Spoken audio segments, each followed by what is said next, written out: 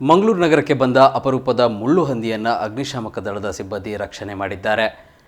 ನಗರದ ಪಾಂಡೇಶ್ವರ ಅಗ್ನಿಶಾಮಕ ಘಟಕದ ಆವರಣಕ್ಕೆ ಆಹಾರ ಹುಡುಕಿಕೊಂಡು ಬಂದಿದ್ದ ಈ ಅಪರೂಪದ ಮುಳ್ಳು ಹಂದಿಯನ್ನು ಅಗ್ನಿಶಾಮಕ ದಳದ ಸಿಬ್ಬಂದಿ ಕೃಷ್ಣ ಹಂಡ ಅವರು ಜಾಗರೂಕತೆಯಿಂದ ಬಲೆ ಬೀಸಿ ರಕ್ಷಿಸಿ ಬಳಿಕ ಅರಣ್ಯ ಇಲಾಖೆಗೆ ಹಸ್ತಾಂತರ ಮಾಡಿದ್ದಾರೆ.